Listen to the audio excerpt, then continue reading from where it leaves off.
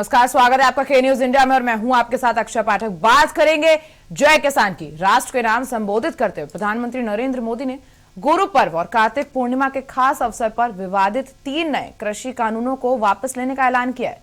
प्रधानमंत्री ने कहा है कि मैं आज देशवासियों से क्षमा मांगते हुए ये कहना चाहता हूं कि हमारी तपस्या में कोई कमी रह गई हो। उन्होंने ये भी कहा कि कुछ किसान भाइयों को समझा भी नहीं पाए। आज गुरु नानक देव का पवित्र पर्व है। ये समय किसी को दोष देने का समय नहीं है। आज पूरे देश को ये बताने आया हूं कि सरकार ने तीनों कृषि कानूनों को वापस लेने का फैसला किया है।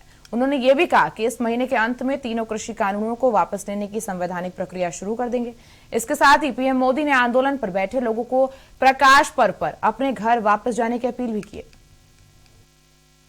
किसानों के हित की बात हम अपने प्रयासों के बावजूद कुछ किसानों को समझा नहीं पाए।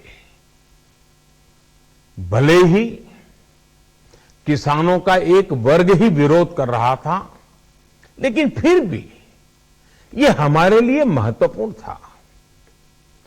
कृषि अर्थशास्त्रियों ने, वैज्ञानिकों ने, प्रगतिशील किसानों ने भी उन्हें कृषि कानूनों के महत्व को समझाने का भरपूर प्रयास भी किया। हम पूरी विनम्रता से, खुले मन से उन्हें समझाते रहे। अनेक माध्यमों से व्यक्तिगत और सामूहिक बातचीत भी लगातार होती रही। हमने किसानों की बातों को, उनके तर्क को समझने में भी कोई कोर कसर बाकी नहीं छोड़ी। कानून के जिन प्रावधानों पर उन्हें ऐतराज था, सरकार उन्हें बदलने के लिए भी तैयार हो गई। 2 साल तक हमने इन कानूनों को सस्पेंड करने का भी प्रस्ताव दिया। इसी दौरान ये विषय माननीय सर्वोच्च न्यायालय के पास भी चला गया। ये सारी बातें देश के सामने है, इसलिए मैं इनके अधिक विस्तार में नहीं जाऊंगा।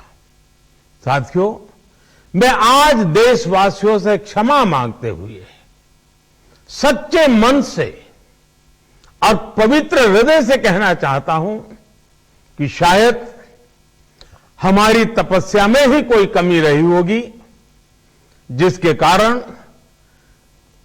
दिए के प्रकाश जैसा सत्य कुछ किसान भाइयों को हम समझा नहीं। और इसी बीच ओम प्रकाश राजभर क्या